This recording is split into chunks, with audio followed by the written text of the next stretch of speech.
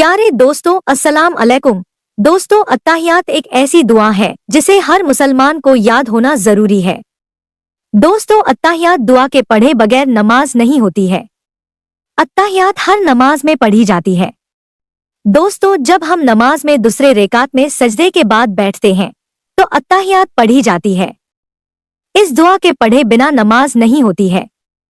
जब हम इस दुआ के अल्फाज अशहदु अल्ला इलाहा को पढ़ना शुरू करें तो उसी वक्त हमको अपनी दाहिनी तरफ की शहादत की उंगली को उठाते हैं और इलाहा के बाद नीचे रख देते हैं।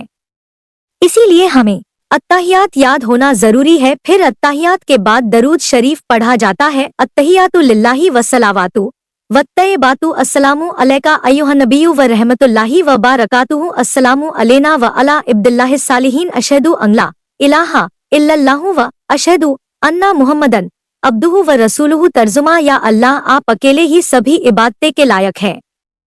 हे पैगंबर, आप पर अल्लाह की रहमत और उसकी दुआओं पर हो, हम पर और अल्लाह के नेक बंदों पर सुकून हो। मैं गवाही देता हूँ कि अल्लाह के सिवा कोई इबादत के लायक नहीं है और मैं गवाही देता हूँ कि मोहम्मद सल्लल्लाहु अलैहि वसल्लम अल्लाह के बंदे और रसूल हैं। आसमान में अल्लाह और उसके रसूल हजरत मोहम्मद सल्लल्लाहु अलैहि वसल्लम के दरमियान की मेराज के वक्त की गुफ्तगू बातचीत को ही अत्ताहियात कहते हैं। जब हमारे नबी हजरत मोहम्मद सल्लल्लाहु अलैहि वसल्लम अल्लाह से मुलाकात के लिए हाजिर हुए तो मुलाकात के वक्त रसूल अल्लाह सल्लल्लाहु अलैहि वसल्लम ने अल्लाह तबारक व ताला से सलाम नहीं किया, क्योंकि हकीकत में हम अल्लाह को सलाम पेश नहीं कर सकते, क्योंकि तमाम सलामती अल्लाह की तरफ से है। इसलिए हमारे नबी हजरत मोहम्मद सल्लल्लाहु अलैहि वसल्लम ने अल्लाह को सलाम न करते हुए यह फरमाया।